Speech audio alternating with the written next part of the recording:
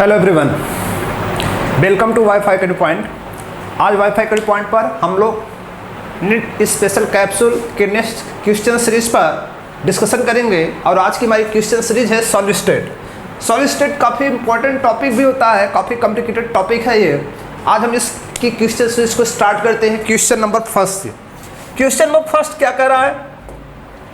Question number first कह रहा है the ionic radii of A plus and B minus ions are 0.98 into 10 power minus 10 metre ये power है and 1.81 into 10 power minus 10 metre the coordination number of each ion in AB।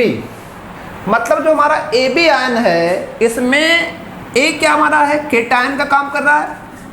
A किसका काम कर रहा है? केटायन का काम कर रहा है। और B जो हमारा है वो एनायन का काम कर रहा है। तो हम यहाँ पे कोऑर्डिनेशन नंबर रेडियाई के रिस्पेक्ट में निकालने का जो फार्मूला होता है, रेडियाई के रिस्पेक्ट में हम निकालेंगे। तो यहाँ पे सबसे पहले हम रेडियाई के रिस्पेक्ट में निकालने का तरीका देखते हैं। तो यहाँ पे जो रेडियस रेशियो रेंज होता है वो क्या होता है, उसमें आप लिख सकते हैं जो रेडियस रेशियो होता है, radius ratio is equal to आप पाएंगे radii of cation upon radii of anion. That is आप यहाँ पे कह सकते हैं केटायन की रेडियाई और एनायन की रेडियाई। तो radii of cation radii of anion के रिस्पेक्ट में हम बात करेंगे। तो रेडियाई ऑफ केटायन कितना है आपको दिखाई पड़ रहा होगा, कितना है 0.98 into 10 power minus 10 metre upon radii of anion कितना है। एनायन मतलब आप खुद समझ सकते हैं, यहाँ पर A प्लस आपका केटायन है, B क्या है माइनस है, और AB आपका क्या है सॉल्ट है।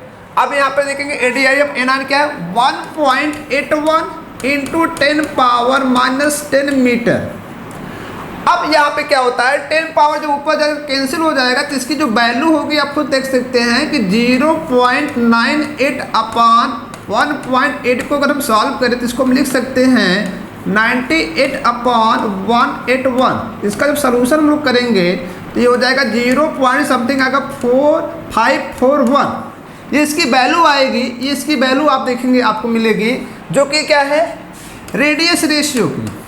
अब यहाँ पे प्रश्न ये होता है कि इस समय अगर इस वैल्यू को हम देख पा रहे हैं तो यहाँ पर हम एक टर्मोलॉजी आपको बताते हैं कि यहाँ पर जो रेडियस रेशियो का जो रेंज होता है 0.15 टू 0.225 में जो कोऑर्डिनेशन नंबर होता है वो 3 होता है। और वो किस में होता है? ट्राइगोनल में होता है। किस में होता है? ट्राइगोनल में होता है। नेक्स्ट होता है 0.225 टू 0.414 का जो रेंज होता है उसका जो कोऑर्डिनेशन नंबर होता है 4 होता है। वो टेट्राहेड्रल में होगा। किस में होगा? टेट्राहेड्रल में होगा। 0.414 टू 0.732 का जो कोऑर्डिनेशन में होता है वह 8 होता है, ऑक्टाहेड्रली होता है। और नेक्स्ट आप देखेंगे लास्ट में आपको मिलेगा 0.732 से 1.0 जो कि कोऑर्डिनेशन नंबर सॉरी इसका 6 होता है, कोऑर्डिनेशन इसका 6 होता है। और इसका कोऑर्डिनेशन कितना होता है? 8 होता है जो BCC में होता है। किस में होता है? BCC स्ट्रक्चर में होता है। तो ट्राइगोनल में तो ये रेंज होता है, रेडियस रेशियो का रेंज होता है। तो रेडियस रेशियो का जो रेंज होता है अगर इस रेंज में कोई होगा तो वो ट्राइगोनल में होगा और कोऑर्डिनेशन 3 होगा। और इस रेंज में जो होगा वो टेट्राहेड्रल होगा, कोऑर्डिनेशन 4 होगा। और इस रेंज में जो होगा तो क्या होगा? ऑक्टाहेड्रल होगा, कोऑर्डिनेशन कितना 6 होगा। तो रेंज कितना में मिल रहा है? तो रेंज में मिला है 0.541 मिला है। तो 0.541 किस रेंज में आ रहा था? 0.141 टू 0.732 में है। तो इसका कोऑर्डिनेशन कितना पाया जा रहा है? 6। तो जो हमारा आंसर होगा वो कौन सा होगा? 4 ऑप्शन नंबर 4 होगा जो रेडियस रेशियो। तो रेडियस रेशियो का आपको जो फार्मूला होता है आप यहाँ से इसको सॉल्व कर सकते हैं। Radii of cation upon radii of anion, जिसका जो वैल्यू रेंज होती है रेंज होती है। नाउ सेकंड क्वेश्चन कह रहा है in calcium fluoride having the fluoride structure the coordination number for calcium ion and fluoride ion. तो मैं आपको सिंपली बताना चाहूँगा कैल्शियम फ्लोराइड जो होता है CaF2 जो होता है ये जो होता है AB2 टाइप क्रिस्टल में आता है। AB2 टाइप क्रिस्टल में आता है जिसमें आप देखेंगे कैल्शियम पर डबल प्लस होता है, फ्लोरीन पर एक सिंगल माइनस होता है। क्वाड्रेचर नंबर का मतलब होता है number of opposite ion surrounding to that ion, that is cation को सराउंड एनायन नंबर, और एनायन सराउंड केटायन के नंबर को हम क्वाड्रेचर नंबर बोलेंगे। तो यहाँ पर आप खुद समझ सकते हैं कि केटायन अगर फ्लोरीन को सराउंड करेगा तो इसकी संख्या कम होगी, लेकिन केटायन को फ्लोराइड सराउंड करेगा इसकी संख्या क्या होगी, ज़्यादा होगी। तो इसके रिस्पेक्ट में क्या होगा, AB2 टाइप का जो क्वाड्रेचर नंबर होता है वो आप दिमाग अपने नोट कर लें कि A का जो होता है वो 8 होता है और B का जो होता है वो 4 होता है। तो यहाँ पर हमें लिख सकते हैं कि यहाँ पर जो कैल्शियम का होगा वो क्वाड्रेचर नंबर वो 8 होगा और फ्लोरीन क्या होगा 4 होगा। आप खुद समझ सकते हैं। तो यहाँ पर ऑप्शन जो आपका आएगा 8 और 4। नेक्स्ट क्वेश्चन क्या कह रहा है, the backend space in BCC lattice cell, मतलब backend space in BCC lattice cell में कह रहा है। तो सबसे पहले आप पैकिंग इफिशियंसी जानते रहें, शॉर्ट में आपको बता दे रहा हूँ। SCC में जो पैकिंग इफिशियंसी होती है, पैकिंग इफिशियंसी जो होती है वो 52% होती है अबाउट, और BCC में जो होती है पैकिंग इफिशियंसी जो होती है 68% होती है, और जो FCC में होती है पैकिंग इफिशियंसी वो 74% होती है, जो सबसे पैकिंग इफिशियंसी। अब यहाँ पे क्वेश्चन पूछा है द बैकेंड स्पेस, पैकिंग मतलब पैक कर रहा है, बैकेंड स्पेस में बात कर रहा है BCC में। तो बताओ पैक कितना है, 68%, स्पेस कितना होगा, तो आप खुद समझ सकते हैं 100 में कितना पैक किया है, 68 पैक किया। तो बताओ इसमें बचा कितना, आप खुद समझ सकते हैं 32। इसमें 32 बचेगा, तो इसका मीन्स हम कह सकते हैं ये जो हमारा ऑप्शन होगा ये 32% में हम बात करेंगे, 32% हमारा ऑप्शन नंबर 4 सही होगा। नाउ नेक्स्ट क्वेश्चन तरफ आते हैं। नेक्स्ट क्वेश्चन क्या बोल रहा है, lithium metal crystallize in a body centre cubic, BCC crystal में है। If the length of the side of the unit cell lithium is 351 picometre, the atomic radius of the lithium will be. तो generally आपको मैं बताना चाहूँगा कि lithium का आपको क्या बताना है, एटॉमिक रेडियस बताना है। तो यहाँ पर आप सबसे पहले देख लें कि रेडियाई और एज लेंथ में जो रिलेशनशिप होते हैं SCC के लिए जो होती है वो SCC के लिए अगर आप लोग पढ़े होंगे, SCC के सॉरी पढ़े होंगे, तो आपने पढ़ा होगा A/2 या इसी को आप लोग लिखेंगे D/2, ऐसा आपने पढ़ा होगा। और आपको BCC का जो फार्मूला होता है, BCC का होता है √3A/4, और FCC का जो होता है, FCC का होता है √2 × A/4 होता है। A का मतलब होता है एज लेंथ, क्या होता है एज लेंथ, ये हम R बता रहे हैं, रेडियाई और एज लेंथ में रिलेशन की बात कर रहे हैं। तो यहाँ पे क्वेश्चन में क्या पूछा है, एटॉमिक रेडियाई ऑफ लिथियम, और ये BCC में है। तो चलो हम फार्मूला अपना यूज़ करेंगे, तो रेडियाई ऑफ लिथियम के लिए बात करेंगे। तो रेडियाई ऑफ लिथियम के हम यूज़ कर सकते हैं, फार्मूला क्या होगा √3 × A/4। तो बताओ यहाँ पर A कितना है, बताओ A तो आपको मिल रहा है, एज लेंथ कितना है यहाँ पर दिया गया होगा, जब दिया लेंथ कितना दिया गया है 351 दिया गया। तो हम इसको लिख सकते हैं, इसको 351 लिख सकते हैं √3 × 351 अपान क्या 4। अगर इसको हम सॉल्व करेंगे तो इसको हम लिख सकते हैं 1.73 × 351/4। जब इसका हम सोल्यूशन करेंगे तो इसकी जो वैल्यू हमें मिलेगी, इसकी वैल्यू आपको इसको सॉल्व करिए तो इसकी वैल्यू आपको मिलेगी 151 समथिंग कुछ आती है। तो आप इसको सॉल्व करेंगे तो ये वैल्यू आप 151 के समथिंग आपको वैल्यू मिलेगी। तो ये जो वैल्यू डाटा आपको मिल रहा है, तो ये वैल्यू डाटा आप देखेंगे ये किसके रिस्पेक्ट में है, ऑप्शन नंबर 2 के रिस्पेक्ट में है। नेक्स्ट क्वेश्चन हमारा कह रहा है the second order Bragg diffraction of X ray with the lambda equal to 1.0 angstrom from the set parallel planes in the metal occur at an angle 60 degree, the distance between scattering plane in crystals is.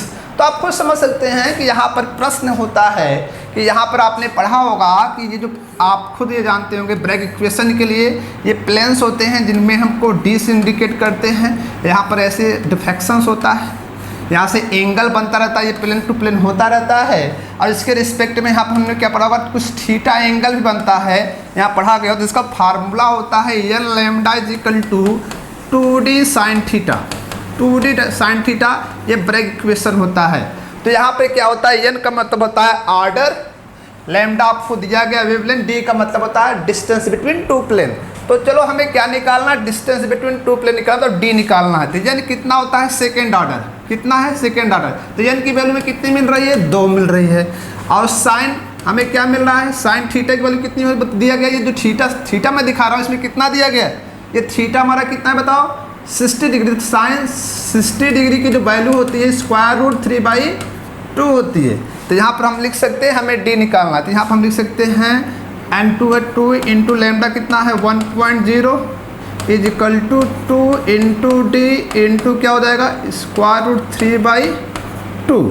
अब इसको अगर हम लोग पक्षांतर करें तो बताओ 2 से 2 तो कैंसिल हो जाएगा, बोलो 1 2 से 1 2 कैंसिल कर सकते हैं। तो बताओ डी इक्वल टू में क्या मिल जाएगा, ये 2 से 2 में कैंसिल कर सकता हूँ, डी इक्वल टू मिल जाएगा 2/√3 क्या 3 मिलेगा, तो 2/√3 जब मिलेगा इसको हम सॉल्व कर सकते हैं 2/1.73 जिसका हमें आंसर मिलेगा। इसको अगर हम लोग सॉल्व करेंगे तो हमें मिल जाएगा 1.17 समथिंग हमें आंसर मिलेगा, जो किस में होगा, एंगस्ट्रॉम में होगा। और जो हमारा ऑप्शन कौन शो करेगा, 4, जो हमारा ऑप्शन कौन शो करेगा, 4 शो करेगा। ये हमारा हुआ, ये ब्रैग इक्वेशन का ऑप्शन क्वेश्चन है, ब्रैग इक्वेशन पर है, ये बहुत ही इंपॉर्टेंट क्वेश्चन, इसको क्लियर करें। Now next question, the edge length of face centre unit cubic cell is 508 picometre if the radii of the cation and radii of anion. Radii of cation आपको दिया गया है और आपको रेडियाई ऑफ एनायन पूछा जा रहा है। तो यहाँ पे सबसे सिंपल तरीका होता है, edge length is equal to होता है 2r। अब इसको हम लिख सकते हैं, यहाँ पे सिचुएशन क्या होती है, r प्लस दिया गया है, रेडियाई ऑफ केटायन दिया गया कितना 110 पिकोमीटर दिया गया है, और आपको दिया गया एज इक्वल टू दिया गया है कितना 508 पिकोमीटर। अब आपको रेडियाई ऑफ एनायन आपको पूछा जा रहा है, तो यहाँ पे सिचुएशन क्या बनती है, इसको हम लिख सकते हैं edge equal to radii of cation plus radii of anion, क्योंकि आर में दोनों आएंगे, केटायन की भी रेडियाई और एनायन की दोनों की रेडियाई आएगी। तो यहाँ पे हम इसको लिख सकते हैं, अगर देखें इसका हम सोल्यूशन बना सकते हैं। बताओ एज इक्वल टू में क्या मिल जाएगा, ए कितना है हमारा 508 इज इक्वल टू 2, यहाँ पे हमें मिलेगा r प्लस कितना है 110 प्लस रेडियाई ऑफ एनायन। जब इसका हम लोग सोल्यूशन करेंगे, 2 इधर आएगा, पक्षांतर करेंगे, तो हमें लास्ट में इसका जो सोल्यूशन होगा, अगर हम इसको देखें तो इसका जो सोल्यूशन हमें मिलेगा वो क्या मिल सकता है, इसको हम लिख सकते हैं r, ये इधर अगर डिवाइड होगा इसमें से घट जाएगा, तो इसको हम लिख सकते हैं जनरली अगर देखा जाए तो r minus is equal to आपको हो जाएगा 508 है, ये 508/2 माइनस 110। जब इसको हम करेंगे तो ये वैल्यू में मिल जाएगी कितना बताओ, 2 दूनी 4, 2 पच्चे 10, 2 4। इसको हम सब्ट्रैक्ट करेंगे, जब सब्ट्रैक्ट करेंगे तो हमें वैल्यू कितनी मिलने वाली है, आप खुद समझ सकते हैं। 254 में से 110 घटा देंगे तो वैल्यू हमें मिल जाएगी 144। क्या मिलेगी, 144 पिकोमीटर। नेक्स्ट क्वेश्चन की तरफ चलते हैं।